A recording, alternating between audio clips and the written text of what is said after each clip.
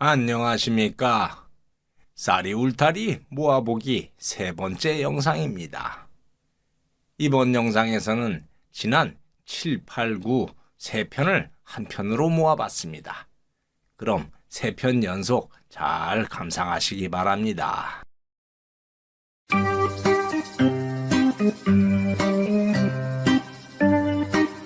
쌀이 울타리에 와주셔서 고맙습니다.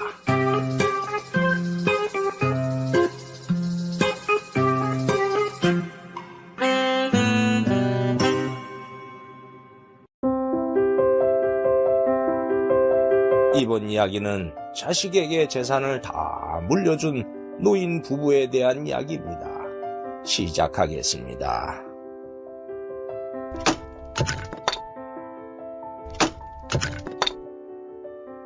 옛날 어느 산골에 가난한 농부 부부가 살았습니다. 그런데 혼인한 지 세월이 흘러도 자식이 생기지 않았습니다. 아내는 아이가 생기지 않는 원인이 자신 때문인 것 같아서 남편에게 괜히 죄를 지은 것 같았지요. 여보, 제가 못나서 아이가 안 생기는 것 같아요.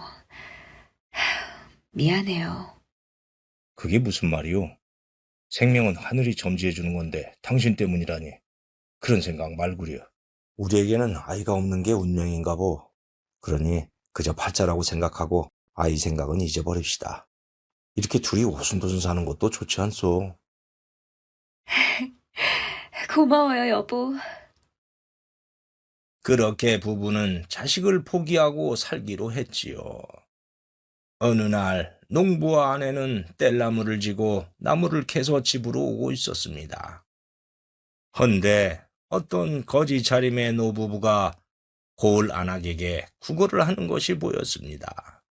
에이, 미안합니다만 사흘을 굶었습니다.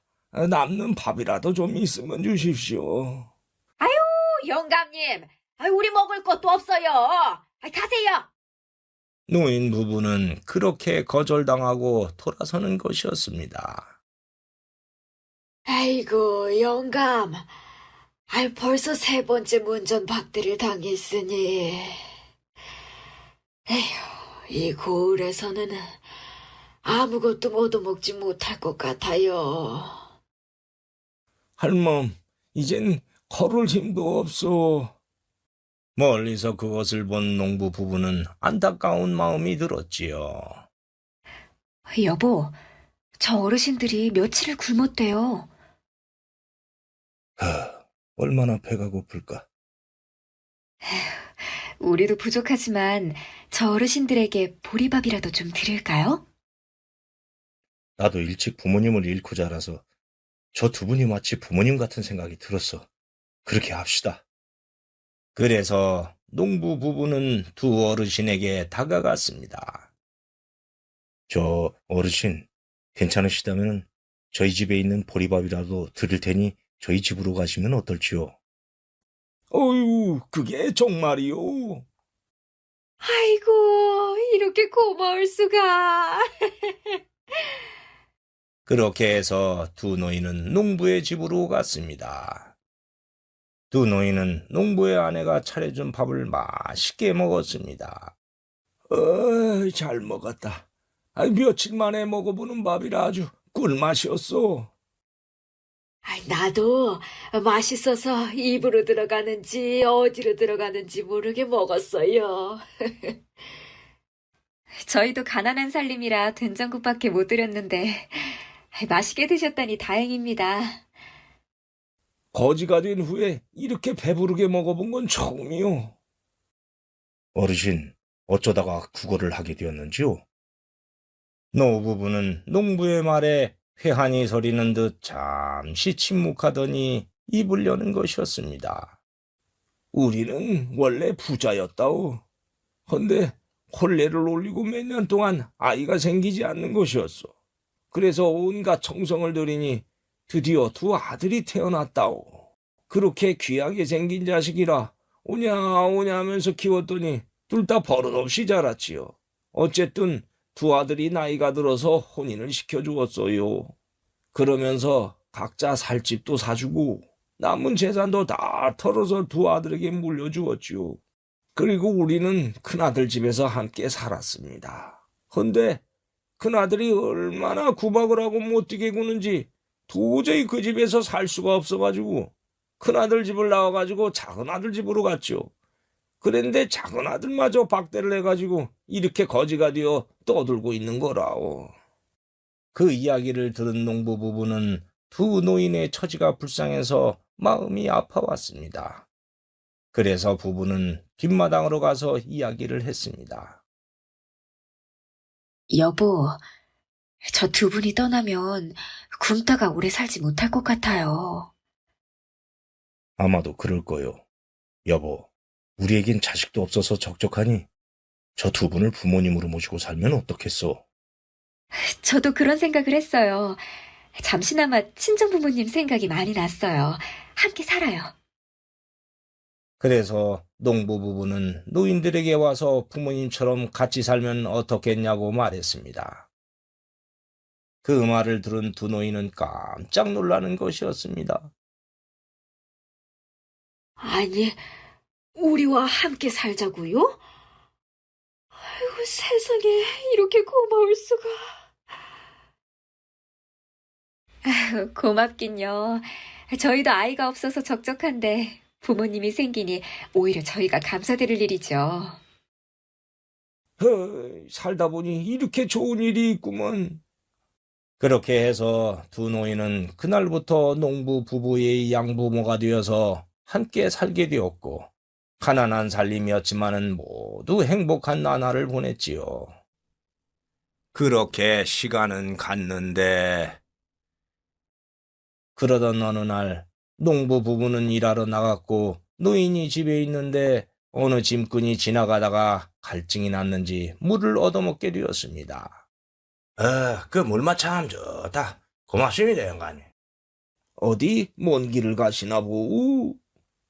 저희 대감마님의 따님이 한양에 참판대감 아들과 혼례를 하게 돼가 미리 선물을 드리러 가고 있는 중입니다.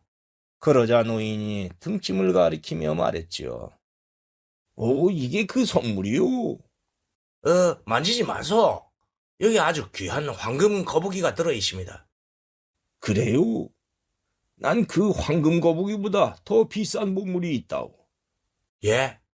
이렇게 초라한 집에 사시는데 그래 비싼 보물을 갖고 있다고 해. 아무렴 그래서 아주 소중한 곳에 보관하고 있지. 그리고 짐꾼이 떠난 후 두 노인은 웃으며 대화를 나누었지요. 아니, 영감, 우리에게 그리 비싼 게 어디 있다고 그러시오? 우리를 거두어준 이 부부가 우리에겐 최고로 비싼 보물 아니오. 아, 맞아요. 듣고 보니 그러네요. 그 비싼 걸 함부로 할 순 없지. 그래서 아주 소중한 이 가슴에 보관하고 있지.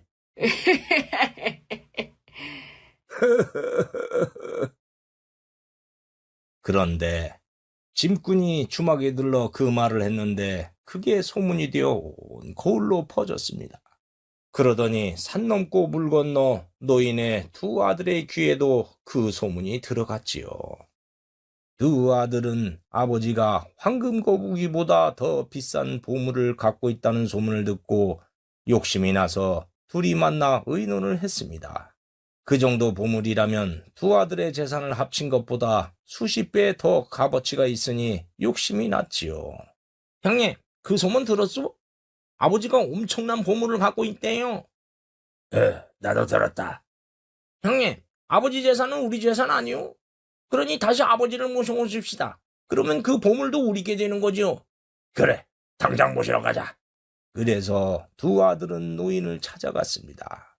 부모를 찾아간 두 아들은 두 노인에게 집에 가자고 했지요. 아버지, 어머니, 왜 이런 누추한 곳에 살고 계세요? 저희가 모실 테니 집으로 가서 같이 사십시다.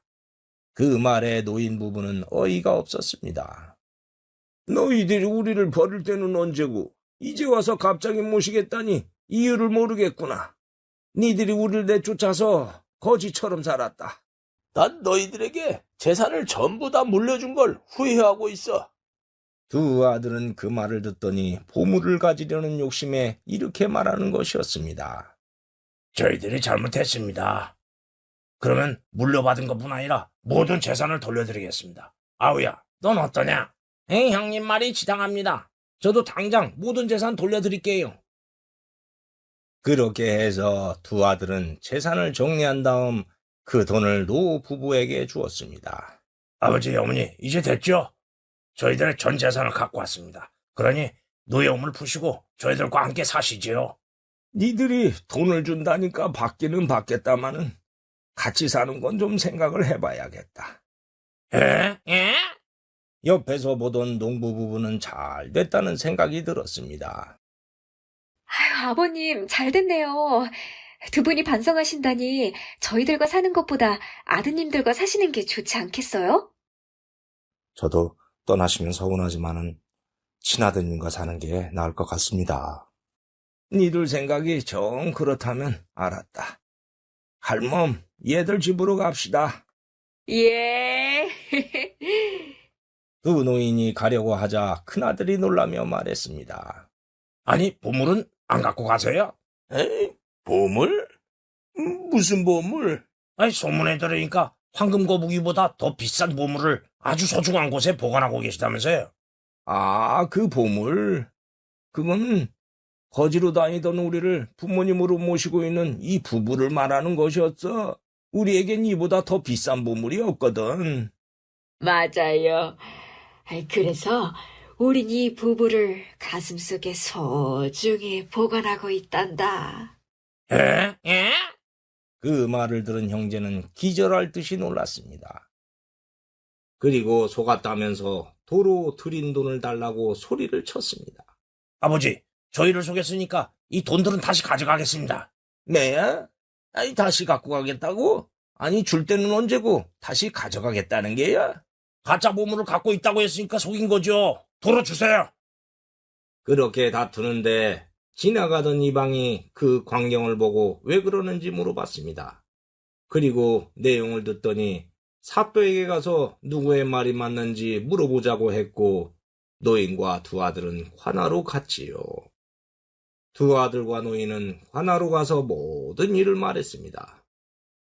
사또는 그동안의 얘기를 듣고 대노해서 말했습니다. 두 아들은 듣거라. 내 이놈들, 부모님을 쫓아낸 것도 모자라서 보물을 가지려고 재산을 돌려주더니 보물이 없으니까 이제는 돌려달라니 네 놈들이 사람이냐? 이 천하의 불효먹심한 놈들, 너희들은 죽을 때까지 그 죄를 뉘우쳐도 모자라겠다. 여봐라, 저 두 놈의 남은 재산을 다 몰수하고 곤장 20대씩 쳐서 쫓아내라. 예, 사또 살려주세요. 아이고, 사또 용서해 주십시오. 그렇게 사또의 엄한 판결로 두 아들은 남은 재산마저 몰수당해서 거지가 되어버렸습니다. 그렇게 해서 두 노인은 돌려받은 재산으로 농부 부부와 함께 행복하게 살았다고 합니다. 그 세월이 흘렀고 어느 날 과거에 물을 얻어먹었던 짐꾼이 다시 들러서 물을 얻어 마셨습니다. 영감님, 이번에도 물을 주셔서 잘 먹었습니다. 이 집 물맛이 너무 맛이 좋아가지고 한양에서 내려가는 길에 또 들렀다 아닙니까? 잘 먹었다니 나도 기분이 좋소. 그런데 고을 주막에 들렀다가 영감님과 두 아들에게 있었던 이야기를 들으십니다. 그랬소? 그러고 강가를 지나가는데 거적으로 된 움막이 하나 있는 게 아닙니까? 그럼 그 안에서 사람이 흐느끼는 소리가 나대예. 그래요? 그래서 슬쩍 움막을 들여다보니까네 영감님의 두 아들이 거지가 돼가 비참해져갖고 울고 있었습니다. 예, 며칠을 못 먹었다면서만 신세 타령을 하면서 울고 있었습니다. 그래 가만히 보니까네 제가 보기에는 며칠 내로 죽을지도 모르겠던데. 예? 그래요?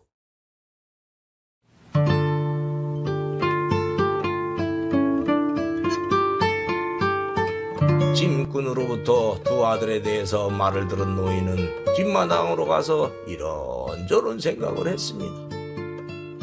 두 아들이 거지가 되었다는 소식은 들었지만은 너무 굶어서 며칠을 버티지 못할 것이라니 아무리 미워도 자식은 자식인지라 노인은 마음이 아파서 가슴이 쓰려오는 것이었습니다. 그걸 본 농부가 다가와 노인에게 말했지요. 아버님, 두 아들 때문에 마음이 안 좋으시죠? 아니다. 아버님 마음 제가 다 압니다. 솔직하게 말씀해 주세요. 모두 내가 오냐 오냐 하면서 키워서 그렇게 된 게 자식은 엄하게 키워야 사람이 된다는 말이 틀린 말이 아니더구나. 다 내가 잘못해서 일어난 일이지. 어쨌든 비록 미웠던 자식들이었지만은 저렇게 거지로 산다니까 마음이 안 좋구나. 10손가락 깨물어서 아프지 않은 손가락이 어디 있겠냐.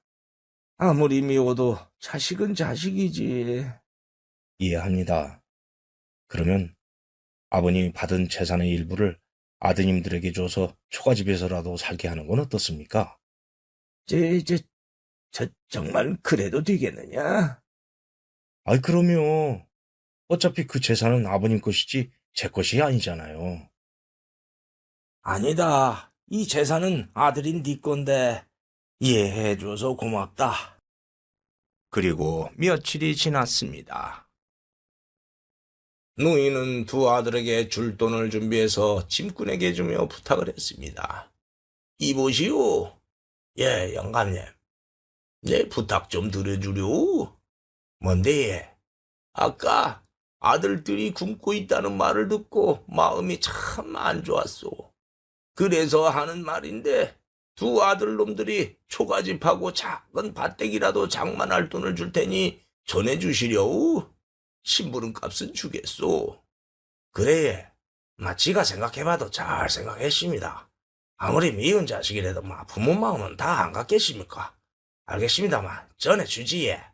어이구, 고맙소. 지도 자식이 있는데 이해 못하겠습니까? 심부름 값은 됐습니다. 그럼 전해주러 갈게, 예. 그렇게 해서 아버지는 짐꾼에게 돈을 주었고 짐꾼은 그 돈을 들고 가서 두 아들들에게 던져주었습니다. 이거 받아서. 아니, 이건 돈 아니요? 이걸 왜 우리한테 주는 거요? 당신들 아버지가 보낸 겁니다.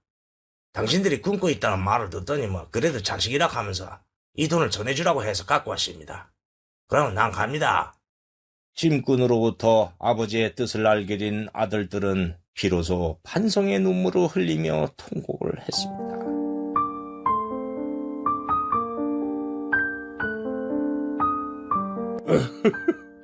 아버지, 이 불효자식을 용서해 주십시오. 아버지.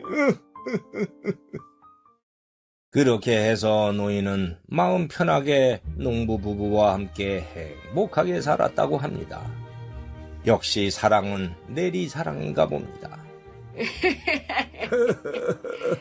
지금까지 이 이야기를 하다 보니 자식에게 재산을 주는 것에 대해 이런저런 생각이 들었습니다.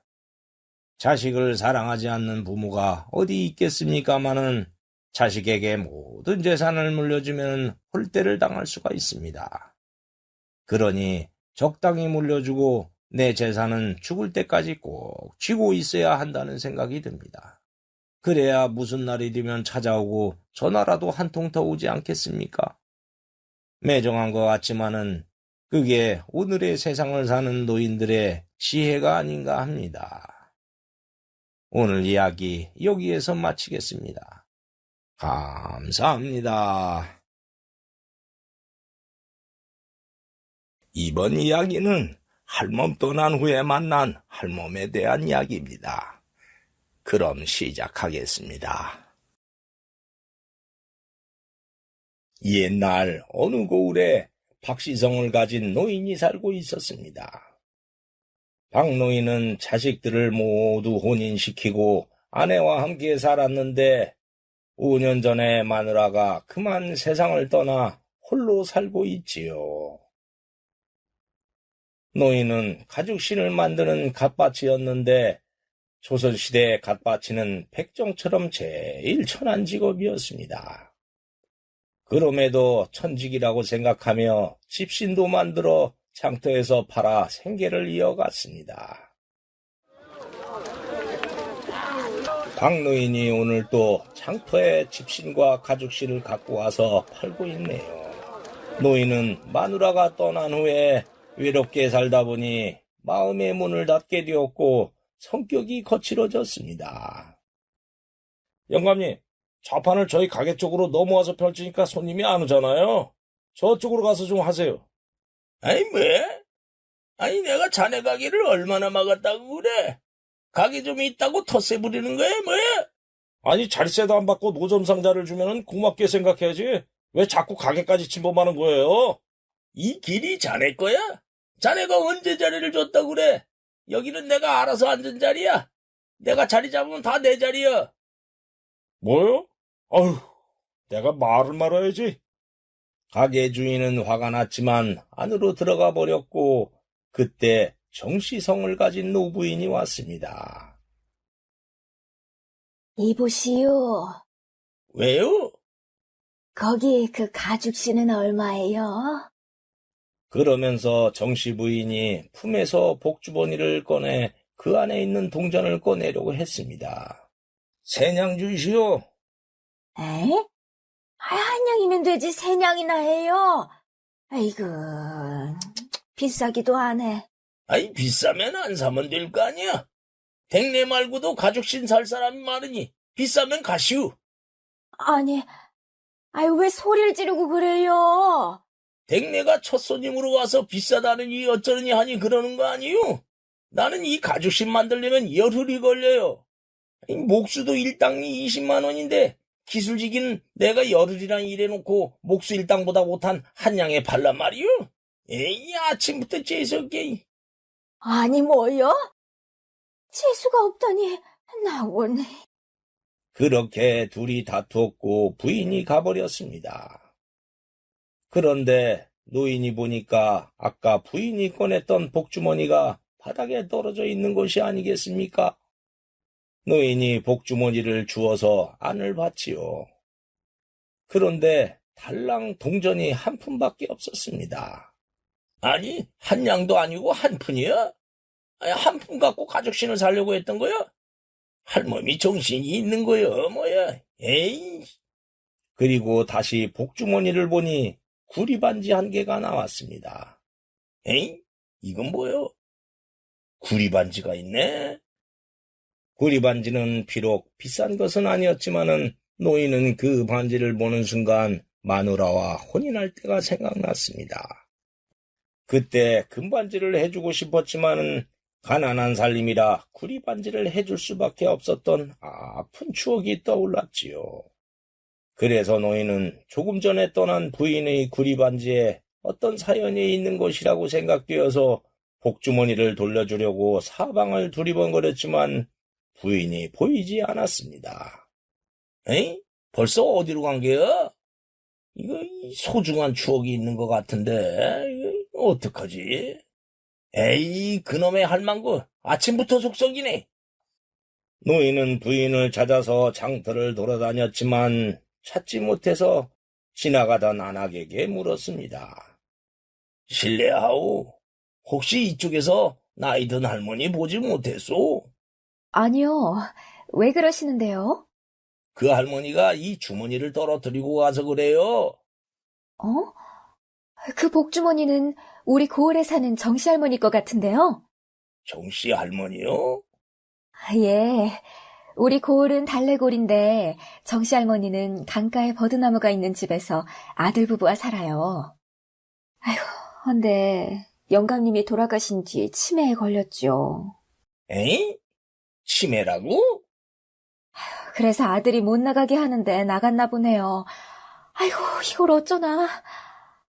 노인은 부인이 치매라는 것을 알고 걱정이 되어 더 찾아봤지요. 그렇게 되자 상황이 어떻게 되었는가 하면은 정씨 부인! 부인! 어디 있어? 노인이 장터 골목을 가며 부인을 찾는데 멀리서 부인이 어느 집 굴뚝을 껴안고 몸을 떨고 있는 게 아닙니까? 에잉? 저기 있구만. 부인!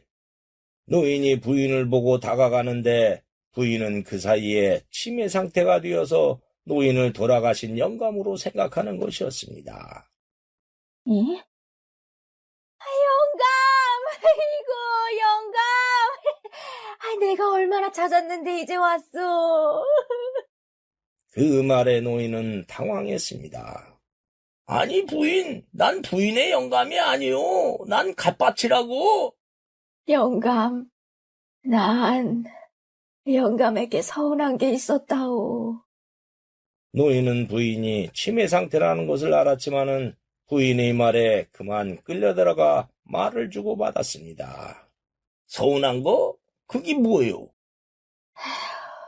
난 생일날 꽃신 한번 신어보는 게 소원이었는데 영감이 안 사준 게 너무 서운했어요. 근데 지금 생각해보니 우리 같은 가난한 살림에 꽃신은 언감생신이었어요. 내가 괜히 욕심을 냈던 거였지요. 그래서 미안해요. 흐흐, 부인. 난 영감이 그 추운 날 집신을 신고 다니며 발가락이 동상에 걸렸던 게 마음에 걸렸다오.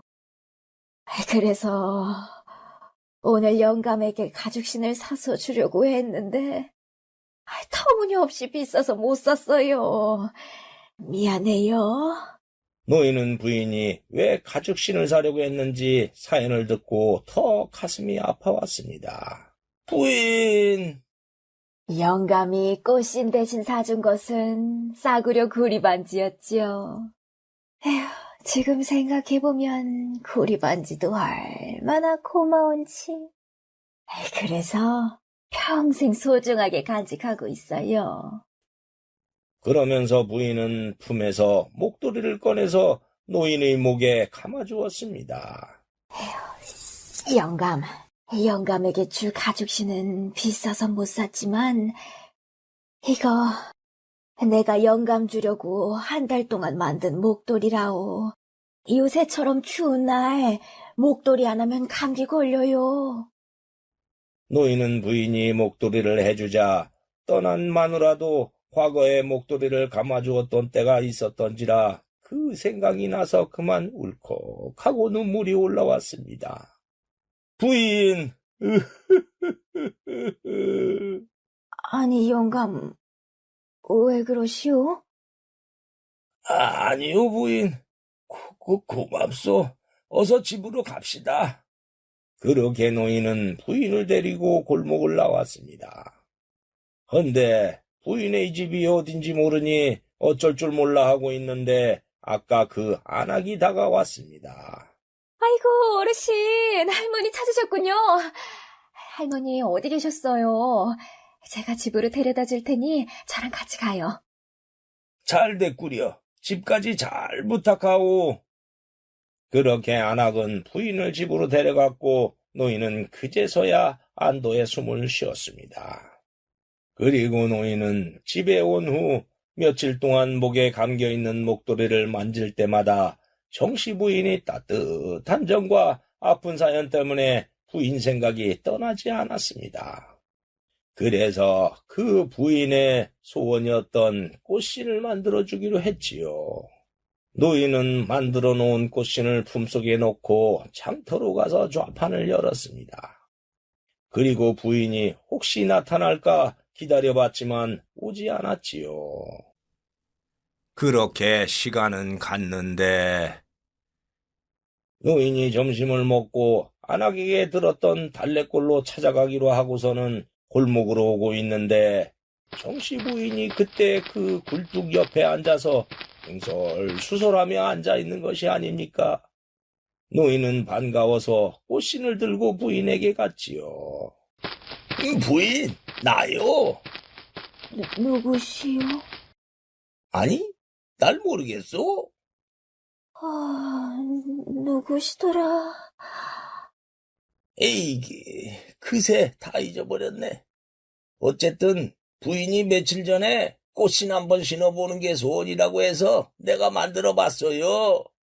그러자 꽃신을 본 부인은 순간 노인을 또 영감이라고 부르는 것이었습니다.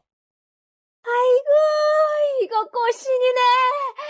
아이고, 영감 고마워요. 내 평생 소원을 어찌알고 이렇게 이쁜 꽃신을 주시오. 허이, 또 날 영감으로 보는구만. 어쨌든 신어봅시다. 발 이리 줘봐요. 노인은 부인이 신고 있던 집신을 벗겨내고 꽃신을 신겨주었습니다.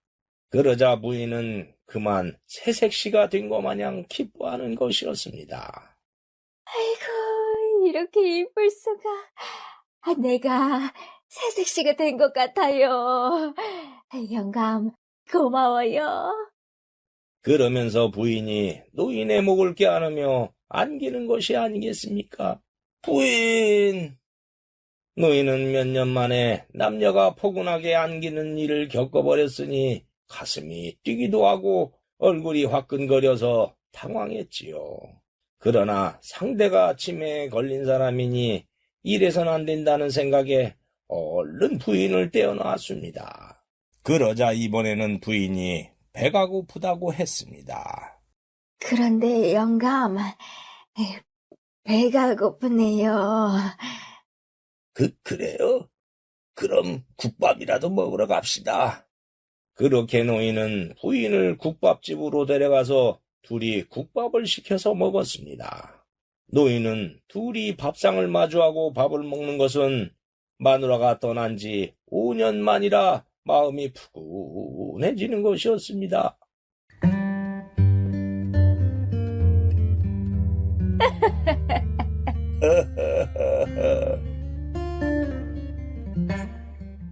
어쨌든 두 사람은 국밥을 맛있게 먹었고 노인은 부인의 손을 잡고 달래골에 버드나무가 있는 집을 찾아가서 며느리에게 데려다주고 돌아왔습니다. 그렇게 집으로 온 노인은 부인이 더 생각났습니다. 비록 치매 증세로 자기를 영감이라고 부르기는 했지만은 노인은 마누라에게 영감 소리를 들은 것이 5년 만이라 그동안의 적적함이 물 씻겨가는 듯했고 사람 사는 정을 느껴서 그랬지요. 그래서 장터에서 장사를 하면서도 자꾸 그 부인이 오던 쪽을 보는 것이었습니다. 그런데 며칠이 지나도 부인은 오지 않아서 부인의 집으로 가 담장 밖에서라도 볼까 했지요. 그러나 자식 부부에게 혹시라도 들키면은 늙은이가 웬 주책이냐라는 소리를 들을 수도 있으니 그러지도 못했습니다. 그래서 노인은 그 짧은 시간의 인연은 끝났구나 하며 잊으려고 했습니다. 헌데 부인이 저쪽에서 손에 꽃신을 들고 오는 것이 아닙니까? 저기, 이봐요. 아니, 부인! 제가 치매 증세로 그동안 실수를 많이 했지요. 미안해요. 미안하다니요. 괜찮습니다. 그러면 그동안의 일이 다 생각이 난단 말이오? 예, 그거 참 신기하네. 부인은 치매가 초기라서 오늘은 다행히 정상이었습니다. 부인은 그동안 노인과 있었던 일을 기억했고 아들에게 들었던 말도 있어서 노인을 찾아왔던 것이었습니다. 영감님이 만들어준 꽃신 때문에 제가 잠시나마 돌아가신 영감을 만날 수 있었어요. 정말 고마워요. 이제 꽃신 돌려드릴게요. 돌려주다니요. 이 꽃신은 내가 부인에게 선물로 준 거요. 예? 부인 때문에 내가 오히려 도움을 받았지요. 부인이 내 목에 감겨준 목도리 때문에 마누라가 떠난 지 5년 만에 따뜻한 사람의 정을 느꼈어요. 그러니 내가 더 고맙지요. 그래서 그 답례로 꽃신을 준 거였어요. 그러니 나는 받을 수 없어요. 갖고 가서 잘 신으세요. 부인은 남편에게 꽃신을 받는 것이 소원이었는데 그 소원을 노인이 대신 선물로 주었으니 부인 또한 푸근한 정이 몰려오는 것이었습니다. 그랬군요. 저는 저 세상으로 간 영감에게 목도리를 해준다고 했을 뿐인데, 영감님이 행복했다니. 꽃인 고마워요. 그러면 제가 얻어먹은 국밥이라도 사드릴 테니 함께 가시지요. 고맙긴 한데 내일이 마누라 기일이요. 가난한 호래비 살림에 제사를 지낼 형편은 안 되고 그래서 과일 2개 사서 내일 산소에 가려고 하니 일찍 들어가 봐야 해요. 사실 부인을 집에 데려다 준 뒤로 동네 안악에게 부인이 치매가 있다는 말을 들었던지라 걱정이 많이 되었어요. 그래서 혹시 별일 없나 하고 그동안 부인을 기다렸지요. 헌데 오늘 이렇게 멀쩡하게 와주니 이제 걱정 안 해도 될 것 같네요. 이렇게 부인을 다시 보게 된 것만으로도 좋습니다. 그러면서 노인은 좌판을 걷어서 가는 것이었습니다. 그 모습을 본 부인은 내일 과일 2개로 산소로 가는 노인의 쓸쓸함이 눈에 보이는 듯해서 안쓰러운 마음이 들었지요. 다음 날 노인이 과일을 들고 마누라의 산소에 가려고 하는데 부인이 손에 보퉁이를 들고 오는 것이 아니겠습니까? 아니, 여기로 듣게. 장터의 상점 주인에게 영감님 집을 물어서 왔어요. 아무리 없는 살림이지만 제사 음식인데 과일로 되겠어요? 그래서 제가 음식을 장만해 봤어요. 그 말에 노인은 부인이 따뜻한 마음에 또 감동했지요. 이렇게 고마울 수가. 정말 고맙소. 그래서 두 사람은 노인의 마누라가 묻힌 산소로 갔습니다. 두 노인은 산소 앞에 돗자리를 깔고 부인이 해온 음식을 잘 차려놓았습니다. 그리고 노인은 마누라의 산소에 있는 차풀을 뜯어주며 말했습니다. 임자, 나왔소. 임자가 떠난 지 벌써 5년이 갔구려. 나도 어서 임자 따라가야 하는데 목숨이 왜 이리 질긴지 모르겠소. 부인은 노인의 한탄을 뒤에서 들으며 자신도 배우자를 잃은 입장이라 가슴이 짠해져 왔습니다. 노인이 산소에 풀을 정리하고 나서 두 사람은 가져온 막걸리 몇 잔과 음식을 나누어 먹었습니다. 그러다가 노인이 갑자기 조용해지는 것이 아니겠습니까? 부인이 왜 그러냐고 묻자 노인이 말했습니다. 마누라가 떠나고 외롭게 오랫동안 살아오다가 이렇게 누군가 만들어 온 음식과 막걸리도 마시니 사는 것 같아서 그렇소. 에이그, 그 마음 다 알지요. 나도 그랬는걸요. 내가 늙어서 주책이요. 그러면서 노인은 눈물이 흘러나오는 것 같았습니다. 그래서 눈물을 보이지 않으려고 이렇게 말했지요. 목이 왜 이렇게 마르나? 개울에 가서 호리병에 물을 좀 받아올 테니 기다리시오. 그러면서 노인이 호리병을 들고 개울로 가는 것이었습니다. 부인은 노인이 눈물을 보이지 않으려고 그러는 것을 알았기에 더 안타까웠지요. 부인이 그렇게 우두커니 앉아있는데 주변에서 사람의 목소리가 들려오는 것이 아니겠습니까? 그 소리는 늙은 할머니의 음성이었습니다. 이보시오! 아이고, 깜짝이야. 이게 무슨 소리지? 부인이 산소 쪽으로 돌아보니 목소리는 산소에서 나오는 소리였는데 왕왕 울리는 것 같기도 하고 구름이 몰려오는 소리 같기도 했습니다. 나는 저 영감의 마누라요. 예? 오늘이 내 제삿날이라 제밥을 먹으러 왔지요. 홀로 사는 영감이라 음식은 기대도 하지 않고 왔는데 댁내가 음식을 푸짐하게 해와서 아주 잘 먹었어요. 진짜 부인이시오? 그럼요. 저기 내 부탁 하나 들어주시려고? 무슨 부탁이요? 내가 먼저 세상을 등진 후에 홀로 남은 영감이 어떻게 살까 하고 걱정이 참 많았다오. 헌데 이렇게 댁내가 음식도 해오고 말벗도 해주는 걸 보고 안심이 됩니다. 그러니 영감에게 내 대신 음식도 해줘서 같이 먹고 말벗도 해주면 어떻겠어요? 그 말을 들은 부인은 당황해서 말했습니다. 그래도 괜찮겠어요? 아유, 아무렴요. 이제 내가 마음 놓을 수 있으니 오히려 고맙지요. 마누라의 말을 들은 부인은 자신도 평소에 그러고 싶은 마음이 있었던지라 그럼하고 약속했습니다. 사실은 저도 그러고 싶은 마음이 있었어요. 그럴게요. 아이고, 이제 됐어. 그럼 갈게요. 부인은 마누라의 목소리가 떠난 후 가만히 볼을 꼬집어 봤습니다. 그런데 아픈 걸 보니 분명히 환각은 아니었습니다. 그래서 가만히 생각해 봤지요. 마누라가 영감을 보기에 얼마나 안타까웠으면 그렇게 목소리를 냈을까 싶었고 자신도 바라던 것이어서 그렇게 하기로 했지요. 그러자 그동안 팍팍했던 가슴 속에 새로운 물결이 일렁이는 것이 아니겠습니까?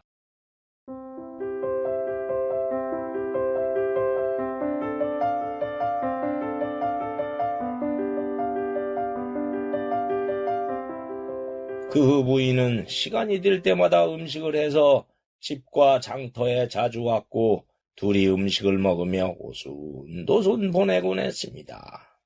영감님, 이거 전이랑 나물 해왔어요. 밥이랑 드셔봐요. 어휴, 부추전이 이렇게 마실 수가 있나? 나물도 맛있고. 음식 준비하느라고 고생했어. 고생은 뭘요? 어여 드세요. 둘이 그렇게 함께 있다가 파장을 할 때가 되자 부인이 먼저 집에 갔습니다. 그 모습을 가게 주인이 흐뭇하게 보면서 말했습니다. 어르신, 저 할머니와 함께 있으니까 보기 아주 좋습니다. 그런가? 나도 저 부인이 있어서 사는 맛이 나네. 그런데 요즘은 저희 가게 입구를 막지 않으시는데 무슨 이유가 있나요? 내가 그동안 자네뿐 아니라 다른 사람들하고도 퉁명스럽게 말하고 다투고 그랬지. 왜 그랬는지 가만히 생각해 봤네. 그리고 이유를 알았지. 마누라가 떠난 후에 외롭게 살다 보니 성질이 예민해져서 그렇게 변했던 거요. 근데 저 부인을 만난 이후로 사는 낙이 생기니까 모든 사람이 다정해 보이는 게요. 그러니 자네뿐 아니라 다른 사람들과 다툴 이유도 없어진 게지. 그래서 사람들에게 신통 부린 것을 많이 반성하고 다시는 그러지 않기로 다짐했네. 아하, 그랬군요. 그동안 신통맞게 굴어서 미안하네. 아닙니다. 할머니와 오래오래 행복하세요. 고맙네. 그렇게 노인은 가게 주인뿐 아니라 상인들과도 다정하게 지냈지요. 그러다 보니 온 세상이 따뜻하고 포근하게 느껴져서 모두 그 부인 덕이라는 생각이 들어 더욱더 잘해줘야겠다는 생각이 들었습니다. 그리고 부인은 노인이 집에서 신발을 만들 때면 집으로 찾아와 함께 지내곤 했습니다. 그러다가 가끔은 부인의 치매가 오는 일도 있었지요. 그럴 때면 부인은 노인을 남편으로 착각하는 것이었습니다.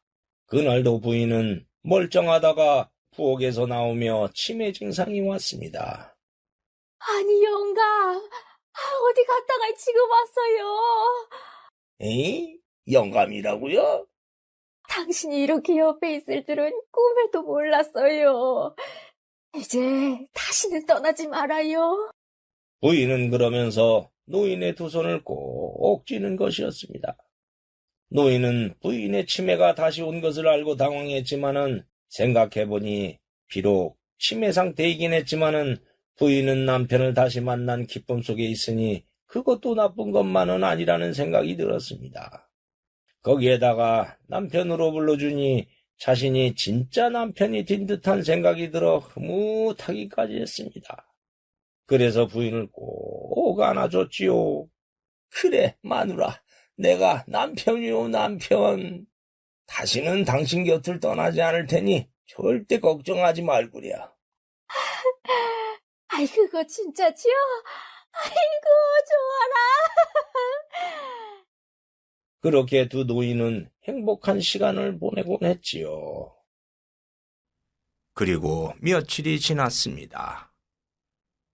그런데 어쩐 일인지 부인이 며칠 동안 오지 않는 것이었습니다.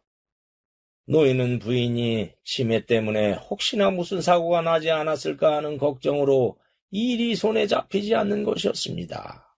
그래서 걱정이 된 노인은 아들 집을 찾아갔지요. 아들 집에 도착한 다음 담장 밖에서 보니 마당에서 아들과 며느리가 부인을 구박하는 것이 아니겠습니까? 아이, 어머니, 너 그 영감님 만나러 가는 거야? 밖에 나갔다가 치매 가둬지면 어쩌려고 그래요? 내가 그래서 무슨 사고를 쳤냐? 난 다른 사람 만나면 안 되냐? 아이고, 나 미치겠네. 어머니, 늙어갖고 웬 주책이에요. 어머니 때문에 아주 창피해서 얼굴을 못 들고 다니겠어요. 어머님이 그 영감님에게 이것저것 갖다 줘서 우리 집 살림 다 거덜나겠어요. 대체 왜 그러세요? 여보, 안 되겠어요. 어머님을 방에 가둬야겠어요. 그럴 수밖에 없지만. 어머니, 한 번만 더 집을 나가면 방에 가둘 테니 그리하세요. 뭐? 날 가둔다고? 그럼 살림은 살림대로 거덜내고 동네 창피한테 놔두라고요? 놔두다니. 내가 물건이냐? 그러지 마라. 나도 사람이다. 아이고.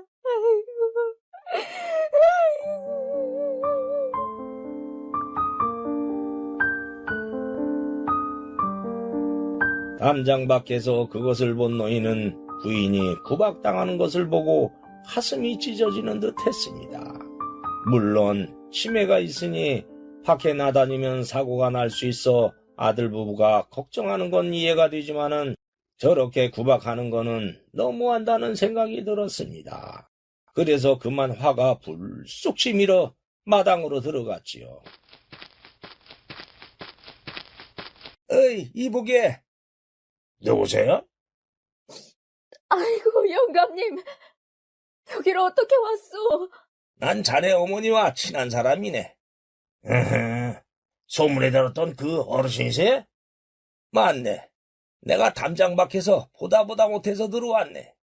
자네 어머니가 아무리 늙고 치매에 걸렸다고 해도 그렇게 구박할 수가 있는가? 어머니가 없이 자네가 어떻게 세상에 나왔는가? 이 천하의 근본도 모르는 사람 같으니라고. 영감님과 어머니 때문에 제가 동네 창피해서 살 수가 없어요. 자네는 어머니보다 창피한 게 더 중요해? 아들이 맞아? 그러세요? 어르신이 그렇게 어머니를 귀하게 생각하면 아예 데리고 와서 사세요. 그러면 될 거 아닙니까? 맞아요. 데리고 살라고? 그 말 진짜지? 좋아. 내가 데리고 가서 함께 살 테니 자네들은 앞으로 절대 딴소리 하지 말게. 그리고 간섭도 하지 마. 내가 마음 잡고 사니까 그냥 넘어갔지. 그렇지 않았다면 자네들은 오늘 끝났어. 나 원 승질 참고 살려니까 정말. 에이씨. 부인 갑시다. 나랑 같이 가서 삽시다. 예? 그래도 괜찮아요? 여기서 자식에게 구박당하고 사느니 나와 함께 가서 사는 게 훨씬 낫지. 갑시다. 예.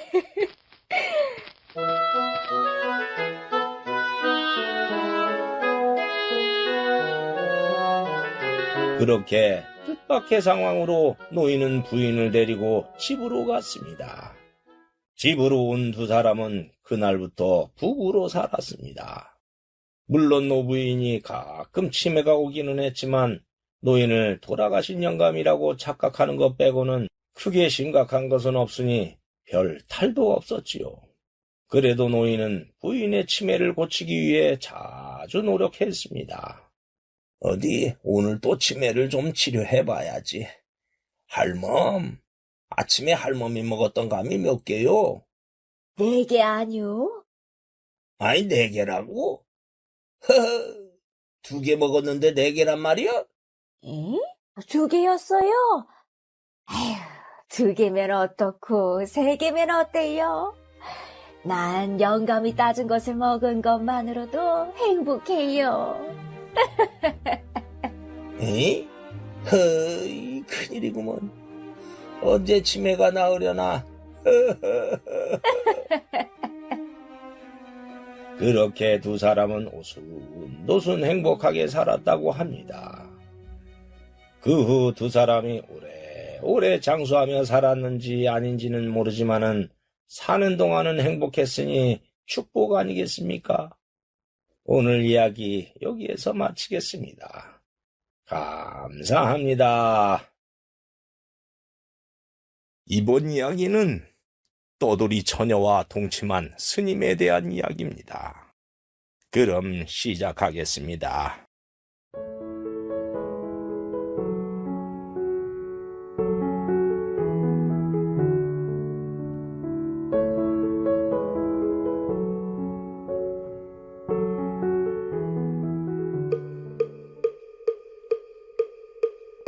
지금으로부터 멀지 않은 조선시대 말기였습니다.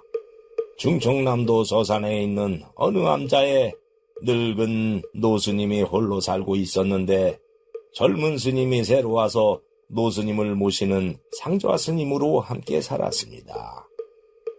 어느 날 노스님이 상좌 스님에게 이렇게 말을 하는 곳이었습니다. 내가 한양에 볼 일이 있어서 좀 다녀와야겠다. 예?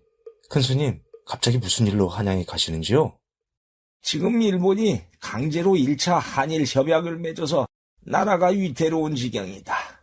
그래서 종단에서 회의를 하는데 내가 꼭 참석해야 한다는구나. 그렇습니까? 그리고 갔다 오는 동안 어떤 스님 한 분이 여기에 들러서 한동안 머물다 갈 게다. 예. 불심이 깊은 스님이야. 그러니 그 스님이 불편하지 않게 잘 모셔야 한다. 알겠느냐? 예, 스님. 그럼 다녀오마. 예, 잘 다녀오십시오. 그리고 며칠 후 주지 스님이 말했던 그 스님이 암자로 왔습니다. 스님이 오자 상좌 스님은 합장하며 인사를 드렸습니다. 스님 안녕하십니까? 주지 스님께 말씀 들었습니다. 어서 오십시오. 내가 머물 방이 있느냐? 요사체에 스님이 머무실 방이 있습니다. 제가 안내하겠으니 따라오십시오. 알겠다. 그렇게 해서 스님은 그날부터 요사체의 방에서 기거하게 되었지요. 그런데 스님이 방으로 들어가자마자 상좌 스님에게 이렇게 말을 하는 것이 아니겠습니까? 상자는 저자거리로 가서 술과 담배를 좀 사오거라. 예? 상좌 스님은 술과 담배를 사오라는 말에 깜짝 놀랐습니다. 중이 멀리해야 하는 것이 여자와 술과 담배인데 그걸 사오라니 놀라는 것이 당연했지요. 스님, 술과 담배라고 하셨습니까? 맞다. 뭐가 잘못됐냐? 스님이 술과 담배를 하시는 건 계율에 어긋나는 거 아닙니까? 허이, 이놈 보게. 주지 스님이 날 잘 모시라고 하지 않더냐?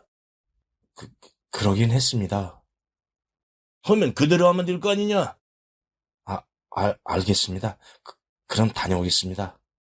상좌 스님은 화가 났지만 주지 스님이 잘 모셔야 한다는 말을 했으니 어쩔 수 없이 고을에 저자거리로 갔지요. 오자마자 뭐? 술, 담배를 달라고? 나하면 별 땡출 다 받네. 그리고 술과 담배를 사와서 스님의 방 안에 넣어주었습니다. 그리고 잠시 후 방 안에서 스님의 목소리가 들려왔습니다. 어이, 술맛 좋다. 저런 세상에, 뭐 저런 중이 다 있어? 에이, 땡추같이라고. 상좌 스님은 그날부터 그 스님을 타락한 중이라는 뜻으로 땡추라고 불렀습니다. 그렇게 상좌 스님이 술과 담배를 넣어주는데 땡추가 이번에는 고기를 넣어달라고 하는 것이 아니겠습니까? 상자 있느냐? 예, 스님. 안주 없이 깡술을 먹으니까 술맛이 안 난다. 고기로 만든 전이나 삼겹살이 있으면 구워서 갖고 와봐라. 안주로 먹고 싶구나. 예? 고기를 드시겠다고요?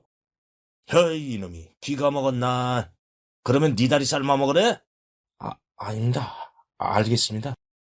땡추가 이번에는 고기 안주를 갖고 오라니 상좌 스님은 기가 막혔습니다. 그러나 주지 스님의 당부가 떠올라서 상좌 스님은 이번에도 어쩔 수 없이 고기 안주를 구해서 방에 넣어 주었고 땡추는 술과 함께 맛있게 먹는 것이었습니다. 그렇게 며칠이 지났습니다. 땡추는 방 안에서 그렇게 술을 마시다가도 가끔 외출을 했습니다. 그런데 어느 날 웬일인지 그날부터는 아예 방 안에 틀어박혀서 나오지도 않고 상좌에게 더 독한 술을 가져오라고 했습니다. 이놈아, 이게 술이냐 물이냐? 에이, 싱거워서 못 먹겠다.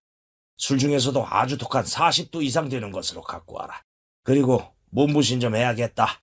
살이 통통하게 찐 닭에다가 온갖 보약을 넣은 다음에 백숙을 해서 가져와라.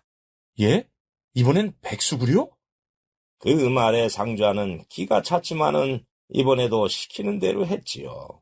그렇게 매일 상좌는 독한 술과 고기를 방 안에 넣어주었고 땡추는 두문불출하며 방 안에서 술과 고기를 먹고 담배를 피우는 것이었습니다.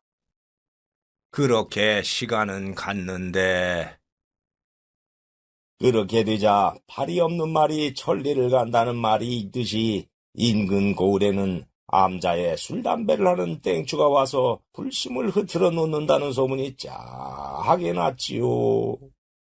그러던 어느 날 나이가 든 여신도 안악이 암자에 불공을 들이러 왔다가 우연히 땡추가 있는 요사체 앞을 지나가게 되었습니다.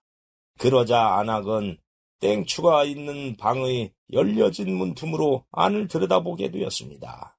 헌데 방 안에 웬 처녀의 남루한 옷이 보이고 땡추가 그 처녀의 머리를 발베게 해주면서 두 사람이 누워있는 것이 아닙니까? 안악은 그것을 보고 깜짝 놀랐습니다. 아이고머니 세상에! 저럴 수가! 거기에다가 땡추의 다리가 처녀의 다리에 척 걸쳐 있으니 안악은 기겁을 하듯이 놀랐지요. 그래서 안악은 밥을 짓는 공양간으로 달려가 상좌 스님에게 그 일을 말했습니다. 스님, 큰일 났어요. 예? 큰일이라뇨? 조금 전에 그 땡추 스님이 머무는 요사체를 지나가는데 문이 조금 열려있지 뭐예요? 그래서 살짝 안을 들여다봤죠. 그런데 땡추 스님이 어떤 처녀의 머리를 팔베게 해주고 둘이 자고 있는 거예요. 두 사람의 다리도 엉켜 있었어요. 어휴, 세상에. 예? 그게 진짜예요? 진짜예요. 저의 이 두 눈으로 봤어요. 헌데 그 처녀의 옷이 거지 같았어요. 안악의 말에 상좌 스님은 충격을 받으며 놀랐습니다. 이제는 저 땡추가 여자까지? 거기다가 거지 처녀를? 아이고, 신도들이 우리 암자를 어찌 볼꼬, 아이고. 아휴, 이 일을 어쩌지? 그 후 땡추가 거지 처녀와 동침한다는 소문이 삽시간에 온 고을에 퍼져버렸습니다. 그렇게 시간은 갔는데 상좌 스님은 땡추가 언제 처녀를 방 안으로 끌어들였는지는 모르지만은 처녀와 동침까지 하고 있자 분노가 머리 끝까지 올라왔지요. 어디 주지스님이 오기만 해봐라. 당장 내쫓으라고 할 테니까. 그리고 그렇게 날짜가 한참 지났습니다. 그날도 상자는 땡추가 갖고 오라는 독한 술과 백숙을 방에 넣어준 후에 몰래 문틈을 살짝 열고 안을 들여다봤습니다. 헌데 이게 웬일일까요? 방 안에서 땡추가 헝겊에 소주를 묻혀서 거지 처녀의 얼굴을 닦아주고 있는 게 아닙니까? 거기다가 처녀는 한센병에 걸려 얼굴이 짓물러서 흉측하게 일그러져 있었고 손가락도 떨어져 나가 있었습니다. 상좌 스님은 그 광경을 보고 깜짝 놀랐습니다. 저 처녀는 문둥이잖아? 상좌 스님이 놀라는데 땡추가 이번에는 닭다리를 뜯어서 처녀 입에 넣어주는 것이었습니다. 독한 소주로 소독을 했으니 좋아질 게다. 그리고 네 병은 잘 먹어야 낫는다. 몸에 영양분이 넉넉해야 몸도 낫는 게여. 어서 이 닭다리를 뜯어라. 스님, 고맙습니다. 그리고 땡추는 닭백숙을 먹는 처녀에게 반주를 권하고 처녀가 마신 술잔으로 자기도 한 잔 마시는 것이 아닙니까? 술잔이 하나밖에 없으니 나도 네가 마신 술잔으로 한 잔 해야겠구나. 그 술맛 좋다. 그 광경을 본 상자 스님은 깜짝 놀랐습니다. 아니, 문둥이가 마신 술잔으로 자기도 마시다니? 처녀는 술잔을 주고받는 땡추에게 물었습니다. 스님, 저는 문둥이인데 이렇게 해도 괜찮으세요? 돼지의 눈에는 돼지가 보이고 부처의 눈에는 부처가 보인단다. 내 눈에는 네가 부처님으로 보이는구나. 부처님이 마신 술잔을 내가 마시는데 그거야말로 영광스러운 일 아니냐? 스님, 감사합니다. 그리고 시간이 흘러 처녀가 적당히 취하자 꾸벅꾸벅 조는 것이었습니다. 스님, 졸려요. 그래, 내가 발베개를 해줄 테니 나를 오라버니나 아버지라고 생각하고 편안히 자거라. 그저 병은 편안히 푹 쉬어야 낫는다. 어서 자거라. 예, 스님. 고맙습니다. 그러더니 땡추는 누워서 처녀에게 발베개를 해주었고 처녀는 마치 고향집 아버지의 품에 안긴 듯한 행복한 표정으로 잠이 들었고 땡추도 코를 골며 자는 것이었습니다. 그 광경을 보던 상자 스님은 그제서야 방 한쪽에 거지 처녀의 집신이 한 켤레 있는 것이 보였습니다. 처녀의 집신이 문 밖에 있으면 소문이 날 것이고 그러면 처녀는 또 쫓겨날 것이 분명하니 처녀의 집신을 방 안에 숨겨놓았던 것입니다. 방 안의 모든 것을 본 상자는 충격을 받으며 놀랐습니다. 땡추가 그동안 달라고 했던 독한 술은 한센병에 걸린 처녀를 소독해 주려고 했던 것이고 백숙은 처녀를 몸보신 시켜주려고 했다는 것을 알았지요.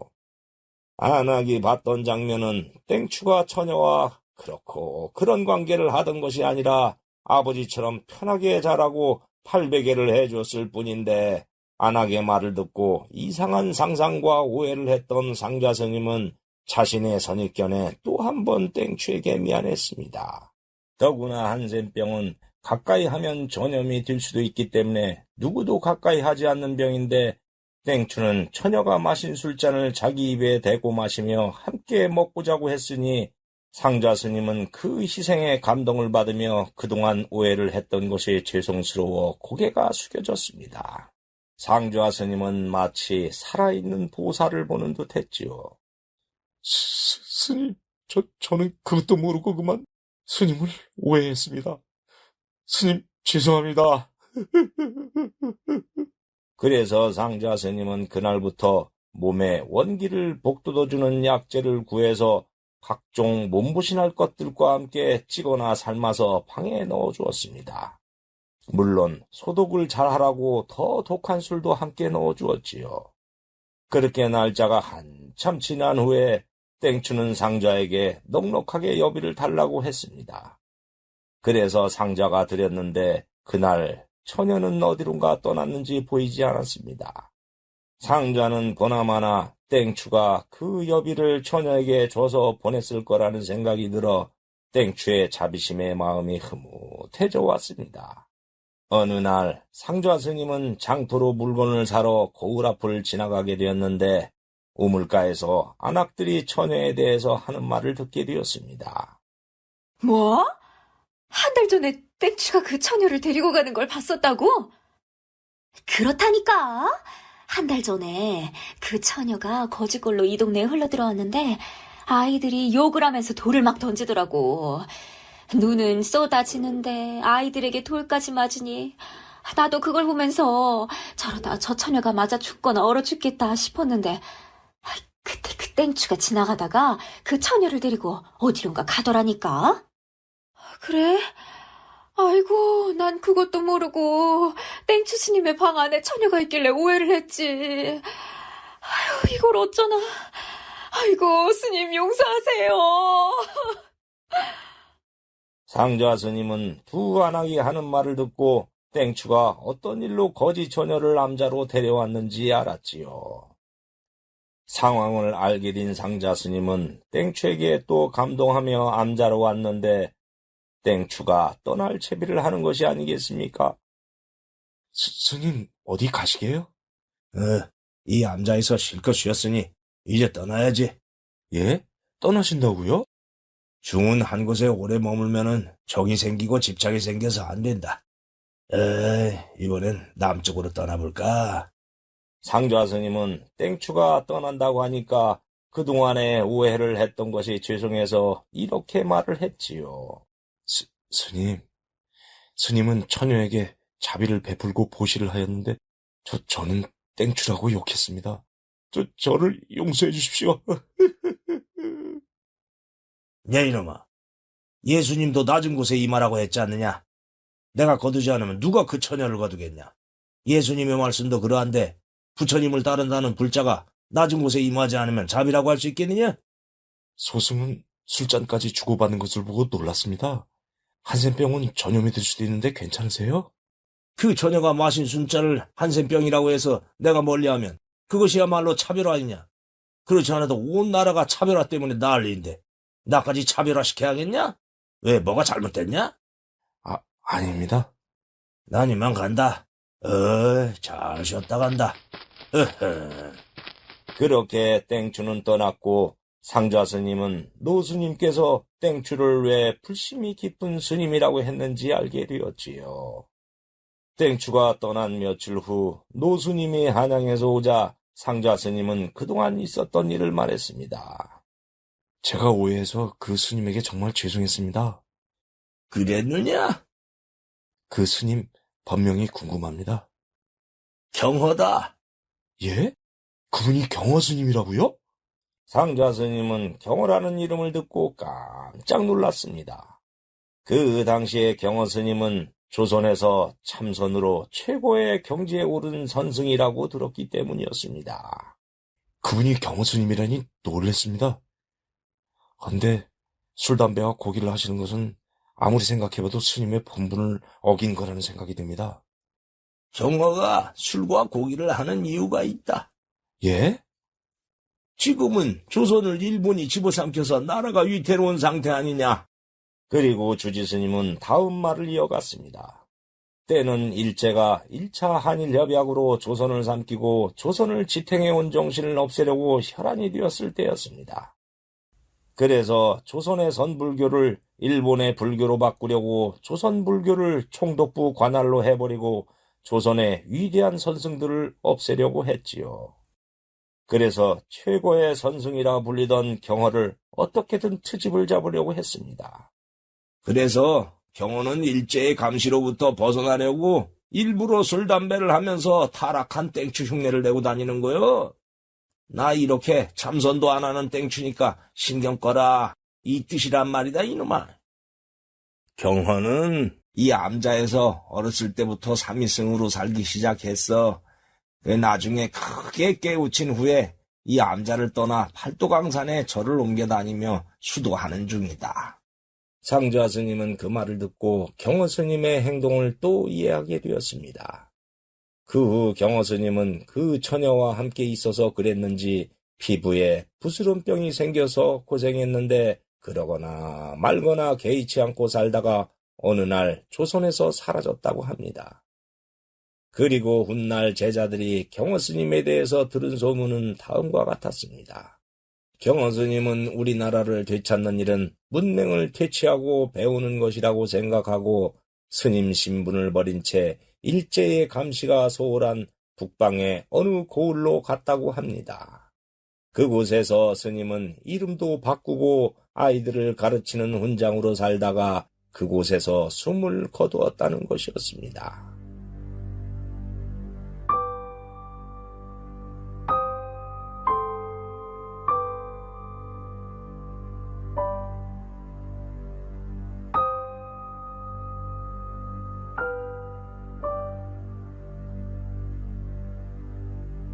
고을 사람들은 어느 언덕에 스님을 묻었는데 연구도 없어서 봐주는 사람이 없으니 세월이 흘러 그만 잡초만 무성한 산소가 되었다고 합니다.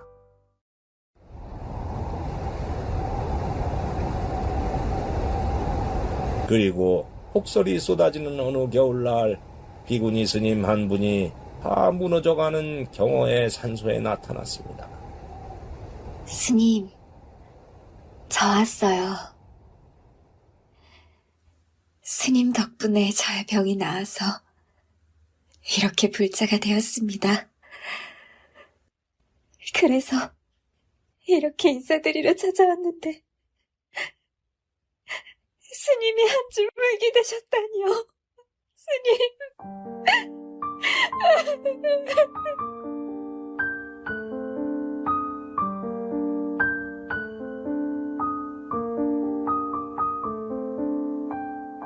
부디 금방 왕생하세요, 스님.